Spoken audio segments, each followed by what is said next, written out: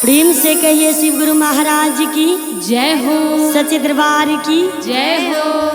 हे गुरु बहना, एक शिष्या बहन बहुत विपतल छलखिन और शिव गुरु के दरवाजा पर आग और शिव गुरु से की मांगे छथिन कि हे शिव गुरु, सब शिष्या बहन कहे छथिन कि अहाँ के दरवाजा पर चर्चा हो और 3 सूत्र के ज्ञान मिले और जाते समय जे दया मांगे अचरा पर तो हुनका पर सब पर दया करे आई आँचर पसार कर हमहू गुरु जी से दया मांगे छिए और की कहबन शिव गुरु का। अरे अखिया से गिरत झरा झर लोर, अखिया से गिरत झरा झर लोर, गुरुजी दुखिया के मारल बासरी रहो दया के भिक्षा मांगिला, दया के भिक्षा मांगिला, दया के भिक्षा मांगिला, दया के भिक्षा मांगिला हो।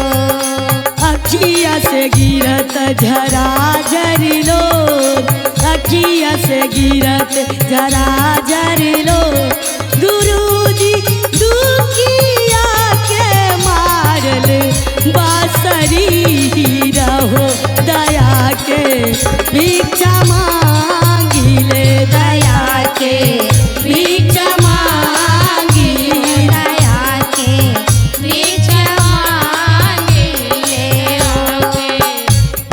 और शिष्या बहन की शिष्या बहन कहे छथिन की कहलखिन?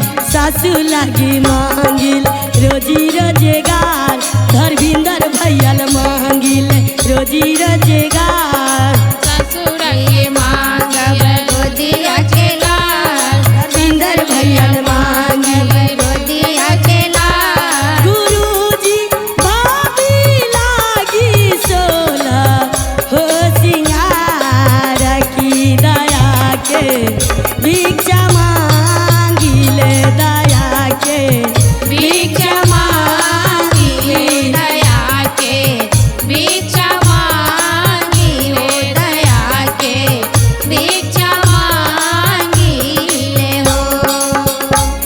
हलिंदर भैयल मांगिले रोजी रोजगार, भैयल मांगिले रोजी रोजगार, लीलम दीदिल मांगिले 16 हो सिंगार, नीलम दीदिल मांगिले 16 हो सिंगार, हरिंदर भैयल मांगिले रोजी रोजगार, हरिंदर भैयल मांगिले रोजी रोजगार, लीलम दीदिल मांगिले 16 हो सिंगार, नीलम दीदिल मांगिले 16 हो सिंगार, गुरुजी शिष्या लागी 16 हो सिंगार हो दया के भीख मांगिले, दया के भीख मांगिले, दया के भीख मांगिले, दया के भीख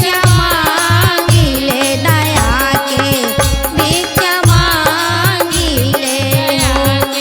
पहिला में दया मांगब दूसरा में चर्चा, पहिला में दया मांगब दूसरा में चर्चा, पहिला में दया मांगब दूसरा में चर्चा, पहिला में दया मांगब दूसरा में चर्चा, गुरुजी तीसरा में नामन पारना महोदया के भीख मांगिले, दया के भीख मांगिले, दया के भीख मांगिले, दया के भीख मांगिले, दया के भीख मांगिले, दया के भीख मांगिले हो।